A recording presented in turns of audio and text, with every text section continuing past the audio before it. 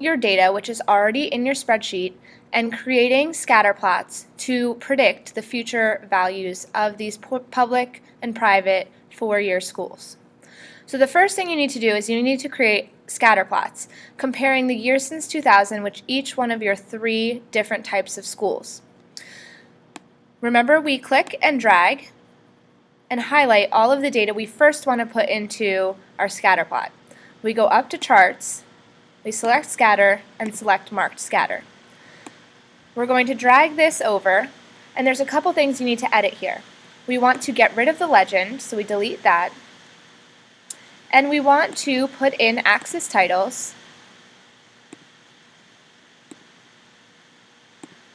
as well as we want to get rid of the grid lines.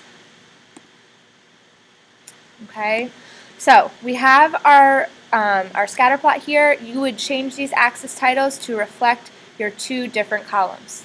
Now, when you're creating your second scatterplot, your columns are no longer next to each other.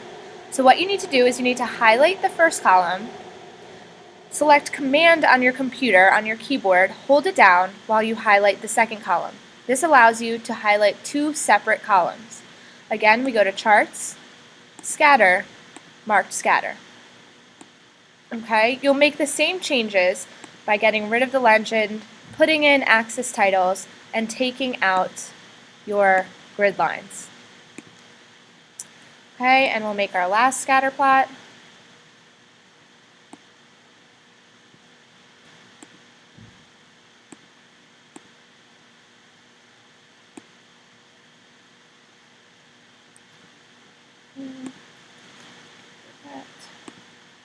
Remember, all of these will have axis lines.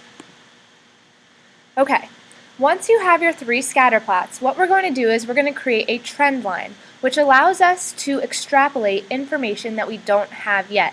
We can use this to predict future values. So what you will do is you will click on any scatter plot and come to Chart Layout, where you'll find the trend line right next to grid lines. We're going to go down to Trend Line Options. Okay, you'll go to the Options page.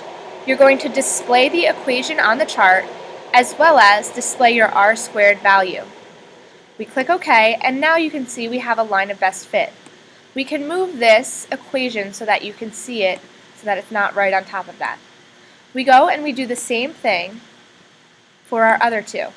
We go to Trend Line Options, and we want to display the equation on the chart and display the R-squared value. Okay, and we would do the same down here.